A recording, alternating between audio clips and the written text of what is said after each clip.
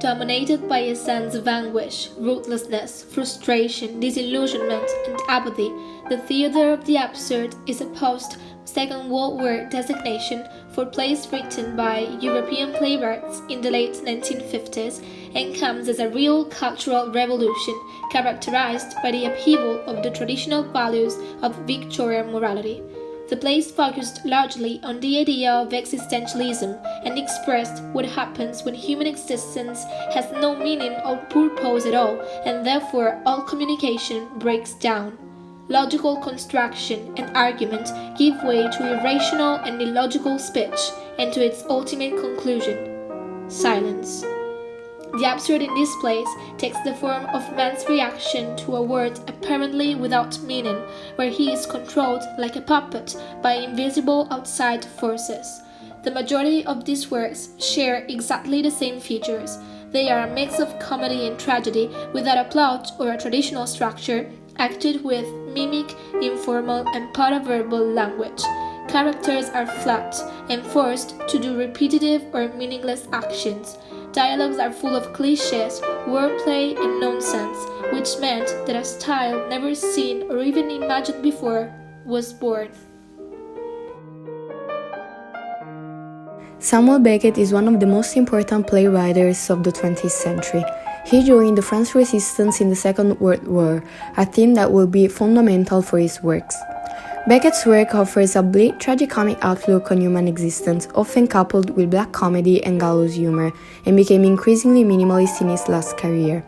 He is considered one of the last modernist writers and one of the key figures in what Martin Esslin called the theater of the absurd. His most well-known work is called Waiting for Godot. Happy. I am happy. So am I. So am I. We are happy. We are happy. What do we do now that we're happy? Waiting for Godot is the most representative play of the theater of the absurd.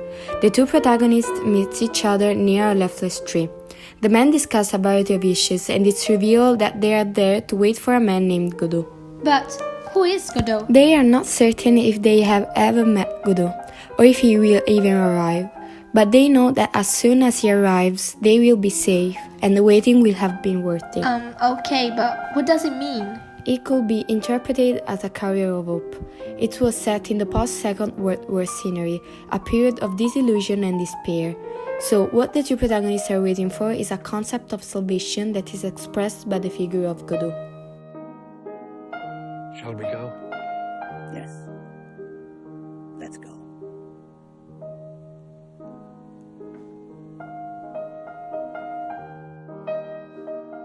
Okay, let's go. We can't.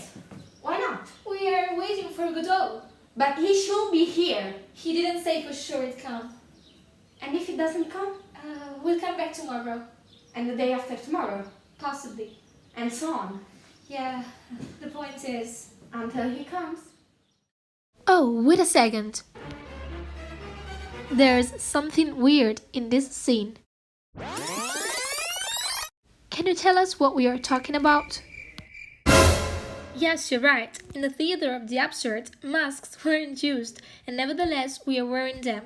Well, nowadays we can identify ourselves in Vladimir and Estragon, the two protagonists, by waiting for Godot, as we are also hopefully waiting for something to save us. Are you wondering from what? The world is living a tragic pandemic caused by a virus commonly called coronavirus, which is decimating the population and completely changing our lives.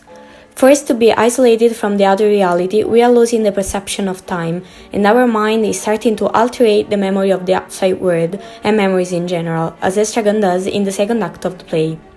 On the contrary of Vladimir and Estragon, we know how our Godot will be. The vaccine exists in very different form, but we don't know when and which way it will come to us.